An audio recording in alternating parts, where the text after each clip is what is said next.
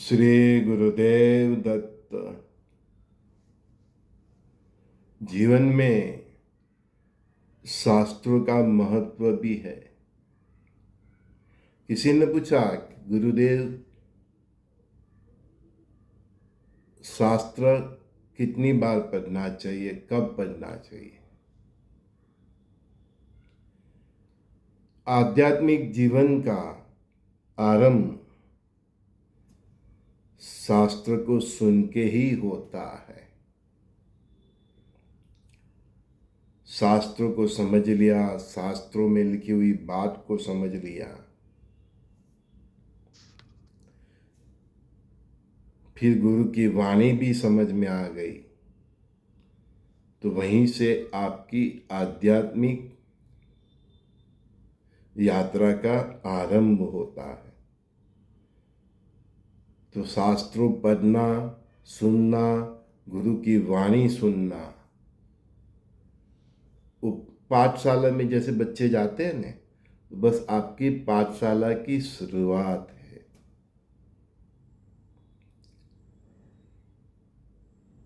मंत्र मूलम गुरु वाक्य, मोक्षम मूलम गुरु कृपा। तो गुरु की बात को भी मंत्र की तरह पकड़ लीजिए। हम जीवन भर मंत्र का चैटिंग करते रहते हैं। उसी तरह शास्त्रों का में जो छुपा हुआ है उसका सार, तो शास्त्रों का सार ग्रहण कर लीजिए। जब तक शास्त्रों का सार ग्रहण नहीं करेंगे और उसके साथ गुरु की वाणी नहीं सुनेंगे, तब तक आपकी आध्यात्मिक क्रांति की शुरुआत ही नहीं होगी। जो शास्त्रों में है वो गुरु के अनुभव में है। तो गुरु अनुभव से अपनी बात करते हैं। कई बार हमारे जीवन में ऐसी परिस्थिति का निर्माण करते हैं जिससे हमें ज्ञान मिलते हैं। इसीलिए गुरु महाराज ने गाया एक समय में कि अनुभव से ज्ञान पिलाए गए। शास्त्रों को जीवन में एक बार जरूर सुनना चाहिए। तो आध्यात्मिक जीवन का आरंभ शास्त्र सुन के कीजिए। कई लोग बोलते हैं, पूछते हैं, गुरुदेव हम भक्ति कैसे करें, हम कैसे आगे बढ़े? हमारे देश में कई संत हो गए, अवधूत हो गए, उनकी बातें पढ़िए, उनका जीवन चरित्र पढ़िए। कई हमारे राष्ट्रीय हीरो हो गए, नेशनल सेलिब्रिटी, जो संत की तरह जिए, जो साधु की तरह जिए, साध्वी की तरह जिए, तो उनका भी जीवन चरित्र सुनिए। भक्ति का आरंभ परमात्मा के प्रति प्रेम के बिना होता ही नहीं। आप भक्ति नहीं कर सकते कि इसका मतलब कि आपके हृदय में उनके लिए प्रेम नहीं है। मतलब जो एक माता के हृदय में, एक पिता के हृदय में अपने बच्चों के लिए जो भाव होता है, जो बच्चों को अपने माँ बाप के लिए भाव होता है, ऐसा ही भाव का बीज अगर आपके हृदय में अंकुरित होता है तो वहाँ से भक्ति का उद्भव होता है, भक्ति की शुरुआत होती है। फिर उसके साथ आप शास्त्र भी पढ़ लीजिए। अगर आपको भक्ति के मार्ग में आगे जाना है, नहीं पढ़ सकते तो आजकल तो अपनी भाषा में भी आते हैं, तो उसको एक बार सुन लीजिए, समझ लीजिए, पढ़ लीजिए।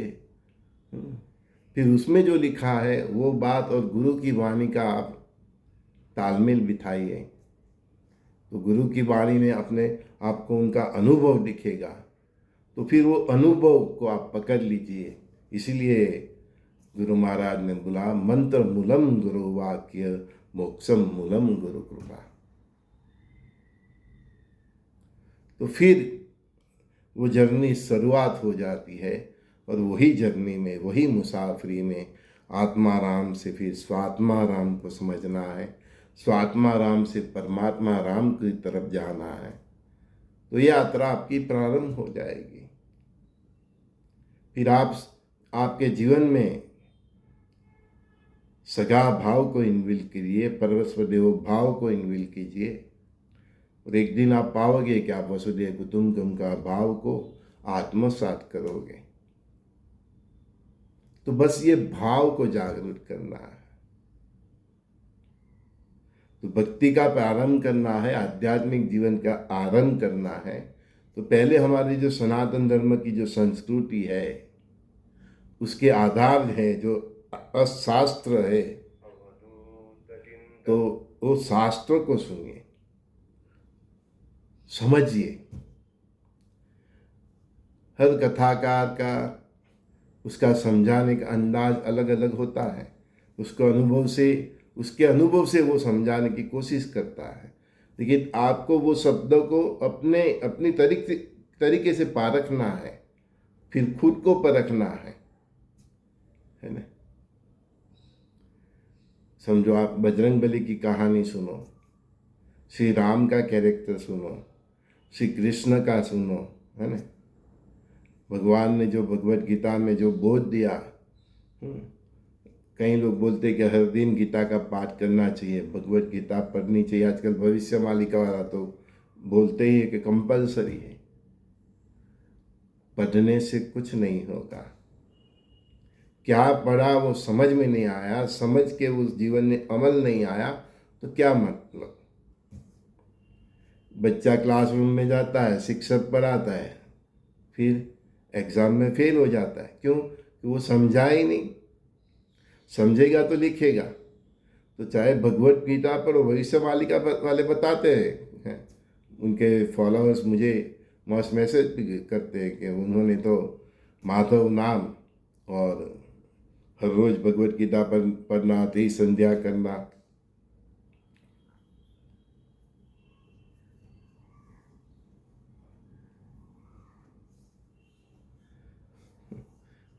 पढ़ने से क्या होगा? पढ़ लिया पर समझ लिया तो उसको जीवन में आत्मसात कर लिया। आत्मसात कर लिया, उसके साथ गुरु के बोध को भी आत्मसात कर लिया। फिर आप देखो कि आपके अंदर करुणा जागृत होती है, भक्ति जागृत होती है, आप शुद्ध सात्विक जीवन जीते हो, चरित्र एकदम आराम से, आसान तरीके से, एकदम सहज भाव से अपना चरित्र संभाल सकते हो, दुनिया की सभी बुराइयों से दूर रह सकते हो। अपने आप को, कई लोग बोलते हैं ना स्वाध्याय चलाते हैं, स्वाध्याय वो उनका चलाने का अंदाज अलग है। मेरी समझ में तो यही है, खुद का अध्ययन कर लो, हर रोज कर लो कि हम कहाँ हैं, अभी भी मुझ में कितनी वासना है, कितनी तृष्णा है, कितनी अपेक्षा है, कितनी उम्मीद है। मेरा इससे मुक्त हुआ नहीं, क्या तू स्वाध्याय करेगा? है मेरा से मुक्त हुआ नहीं, भगवत गीता पढ़ के भी तुझे क्या लाभ, उपनिषद वेद उपनिषद पढ़ के भी क्या लाभ, सुन के भी क्या लाभ। मैं यही तो बोलता हूँ कि सत्संग से सत्य जीवन में नहीं आता है तो क्या मतलब है सुनने का? बस कान ने सुना, ये कान से सुना, ये कान से निकल गया। अगर तेरी खोपड़ी में, मस्तिष्क में, बुद्धि में कुछ जगह पे पड़ा भी रहा, लेकिन तू वो मार्ग पे चलेगा ही नहीं, तो वो स्टोरेज भी बेकार है।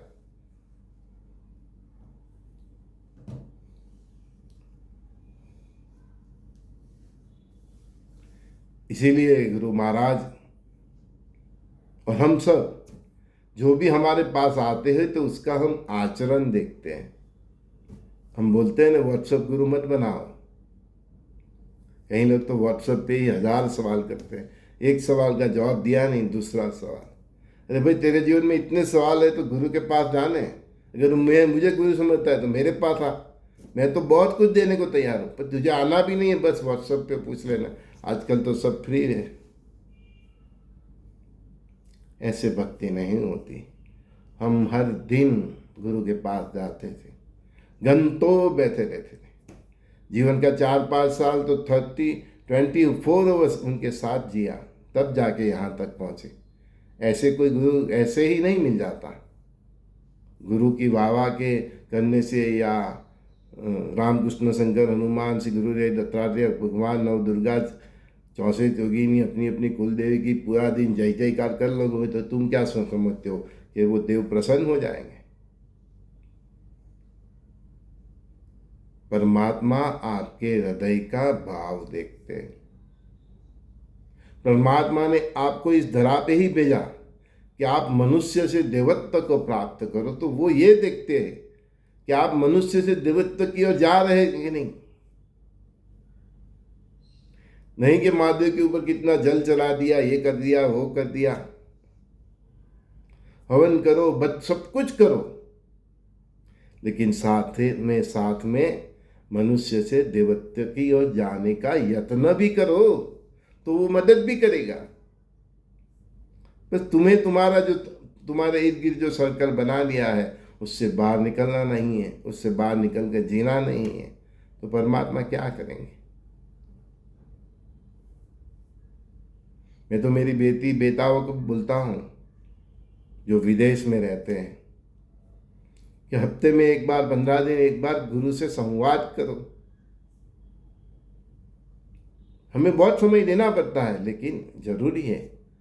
वो लोग आ नहीं सकते, कोई बात नहीं, साल में एक बार आने की कोशिश करो। विदेश में रहते हो तो पास हो तो 15-20 दिन में आके आने की कोशिश करो, एकदम पास हो तो हर 2 दिन आने की कोशिश करो। तो आध्यात्मिक जीवन का आरंभ शास्त्रों के पठन से करना पड़ता है। समझो तो सही, आपने पढ़ा होगा तो गुरु क्या बोलते हैं वो भी समझ में आएगा, नहीं तो बोलेंगे ये यार क्या बोलता है मेरे तो कोई पल्ले ही नहीं पड़ते।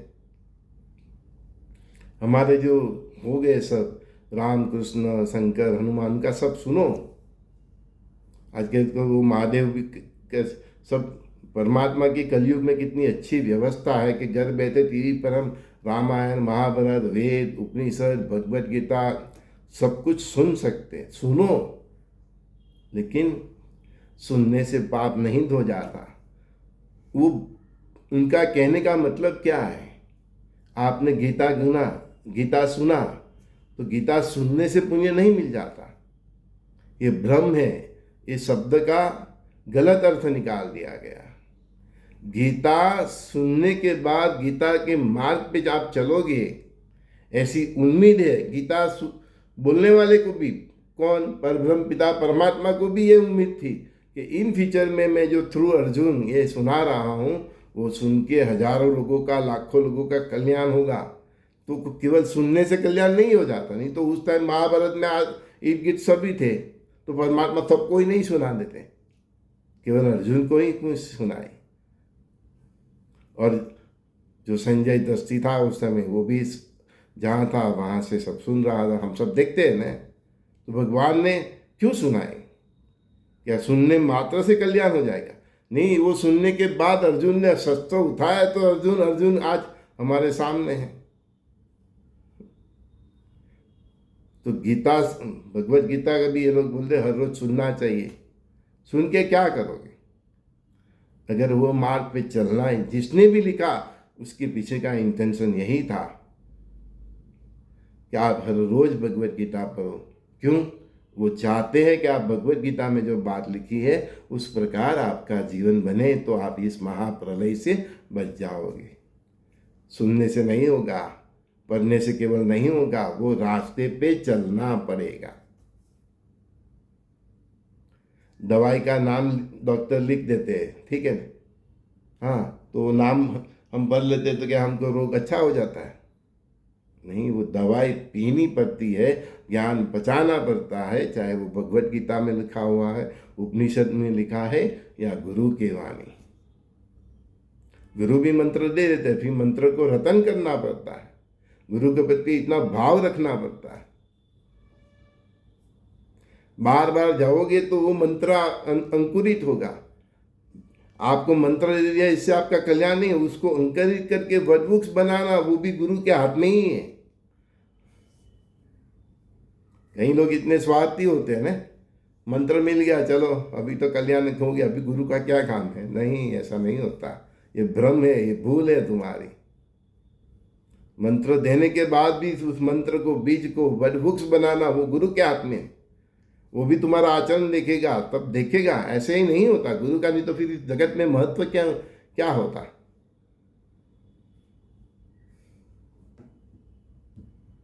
तो आपने पूछा तो मेरा यही जो मेरा अनुभव है मैं आपसे बताया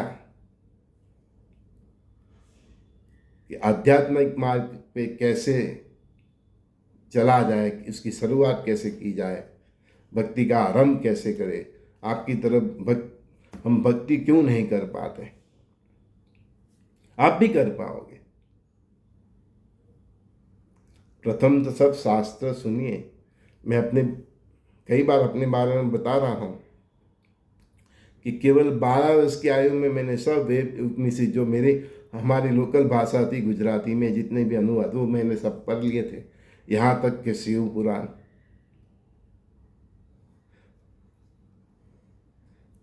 वैकेशन होता था स्कूल में तो बच्चे गिल्ली डंडा खेलते थे, क्रिकेट खेलते थे, साइकिल चलाते थे, मैं ये पढ़ता था। किसने मुझे प्रेरणा दी? वो भाव था, सुनने का, जानने का, समझने का। तो फिर वो जो मैंने पढ़ा उसके ऊपर मोहर मारी। किसने मारी? गुरु ने मारी। फिर उन्होंने वो बात मेरे जीवन में अनुभव से सिखाई। तो आज जो भी बोलता हूँ वो शास्त्र मत हो जाता है। सुना, पढ़ा, मेरे मन मस्तिष्क में किसी कोने में वो पढ़ा भी रहा, लेकिन उसको अंकुरित किसने किया?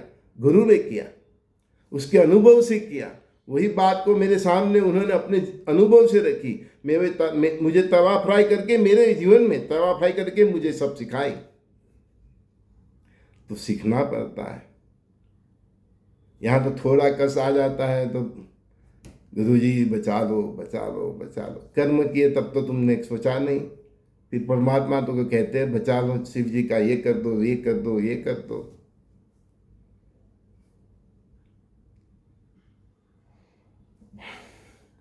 प्रारब्ध बिगाड़ने के लिए आपका एक कर्म ही काफी है। आपका सभी पुण्य को नाश करने के लिए, आपका भाग्य बिगाड़ने के लिए आपका एक कर्म ही काफी है। लेकिन बिगड़े हुए भाग्य को, रुथे हुए पुण्य को फिर से उजागर करने के लिए अनेक कर्म करना पड़ता है, बहुत तपस्या करनी पड़ती है। इसलिए मैं बार बार बोलता हूँ कि जो पुण्य से प्राप्त हुआ है, धन धान्य समृद्धि आरोग्य आयुष्य, उसको बेकार मत जवाओ, उसका सही इस्तेमाल करो। हवन करो, भगवान की पूजा करो, महादेव की भी बहुत पूजा करो। अपने जो भी इष्ट देव है, राम कृष्ण शंकर हनुमान, उसकी बहुत बहुत पूजा करो, भक्ति करो। लेकिन जो आपने गीता में पढ़ा है, जो आपने वेद शास्त्रों में पढ़ा है, जो उपनिषद में पढ़ा है, और जो गुरु की वाणी आपने सुनी है, जो मेरी वाणी हर दिन सुनते हैं, तो उस पे चलने की साथ में कोशिश करोगे तो आपका अवश्य कल्याण होगा। ये मैं कहता हूं, जिम्मेदारी से कहता हूं, आपका अवश्य कल्याण होगा। और मैं तो चाहता हूं कि मेरे पास आने वाले मेरे से भी बहुत आगे जाए, क्योंकि हर गुरु यही चाहता है कि उसके पास आने वाला उससे भी आगे जाए। गुरु शिष्य नहीं बनाता, गुरु शिष्य का भाव होता है, गुरु सखा ही बनाता है। गुरु बेटी बनाता है, बहना बनाता है, बेटा बनाता है। गुरु को कभी अपने आप को गुरु बोलेगा ही नहीं, क्योंकि वो खुद जीरो होके जिया, तभी तो उसको इतना प्राप्त। सभी खत्म हो गए, अहम खत्म हो गए, स्व को खत्म कर दिया, काहे का गुरु? फिर वो कैसे बोलेगा अपने को गुरु? वो उसने सब देख लिया, पूरा ब्रह्मांड का नायक, उसकी लीला देख लेगी, उसके आगे कुछ नहीं है। कोई संत अवधूत भी, कोई भी कुछ भी नहीं है। साप देने वाले, आशीर्वाद देने वाले, उसके आगे कोई भी कुछ नहीं है। मेरे में भी जितनी भी ये सामर्थ्य है, मैं कुछ नहीं हूं, उसके पांव की एक रज भी नहीं हूं। इसीलिए उसको बोला है अनंत कोटि ब्रह्मांड नायक महाराजाधिराज योगी राज परब्रह्म सच्चिदानंद भक्त प्रतिपालक। अनंत कोटि ब्रह्मांड, 33 कोटि देवी देवता, क्या कितनी गिनती करोगे तुम? उसके सामने हम एक उनके पांव की रज के बराबर भी नहीं। हम जैसे लोग ये बताते हैं तो आप सुनिए, आप समझिए, कोई यहाँ बड़ा छोटा नहीं है। बड़ी है तो आपकी भक्ति बड़ी है, आपका विचार बड़ा है, आपका आचरण बड़ा है, आपका इस राष्ट्र के प्रति या सनातन धर्म के प्रति, इस मानवता के प्रति, इस विश्व के प्रति जो भाव है वो बड़ा है। माला तो बहुत लोग करते हैं, जप भी बहुत लोग करते हैं, कथा भी बहुत सुनते हैं। अभी हमारे लोग शिकागो में करवा रहे हैं, शायद कल उसका लास्ट डे है भगवत गीता का।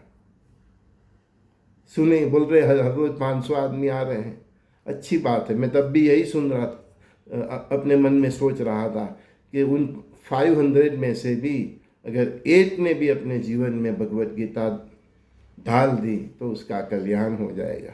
वो लाखों रुपए का खर्च करने का भी उद्देश्य कल्याण हो जाएगा। उसी तरह मैं ये जो 20-21 मिनट बोलता हूँ हर रोज आपके सामने, कहीं को वीडियो लंबा भी पड़ता है, लेकिन इसीलिए बोलता हूँ कि काश किसी एक इंसान का जीवन बदल जाए।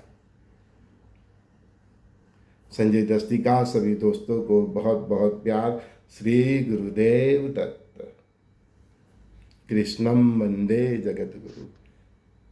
एक रहो, नेक रहो, सबके दिलों में रहो। भगवत गीता पढ़ो, उपनिषद पढ़ो, शास्त्र पढ़ो, मेरे जैसे गुरु की बातों सुनो, लेकिन उसको अपने जीवन में जीने की कोशिश भी करो। हवन भी करो, जप भी करो, जितना हो सके करो, लेकिन खुद को मनुष्य से देवत्व प्राप्त करने की कोशिश भी करो, क्योंकि इसीलिए हमको परमात्मा ने इस मनुष्य योनि में जन्म दिया है कि हम मानव से महामानव बने, महामानव से। समझ में आया? हाँ, आ गया। गुरुदेव दत्त।